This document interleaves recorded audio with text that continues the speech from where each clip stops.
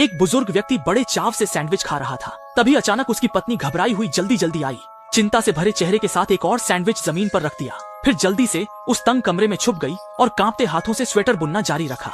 इसी दौरान बुजुर्ग की जोरदार आवाज फिर से गूंज उठी और पत्नी लाचार होकर एक बार फिर रसोई में गई, सैंडविच बनाना जारी रखा।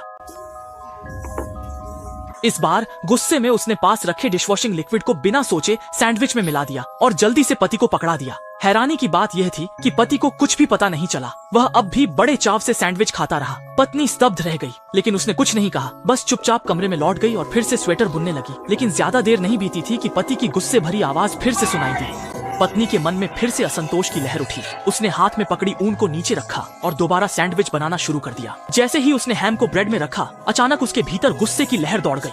उसने कोने में रखे बिल्ली के कूड़े के डिब्बे की ओर देखा, बिना किसी हिचकिचाहट के उसे सैंडविच में भर दिया और फिर डरते डरते वह सैंडविच पति को परोस दिया। अविश्वसनीय बात यह थी कि पति को फिर भी कोई फर्क नहीं पड़ा। वह बड़े कौर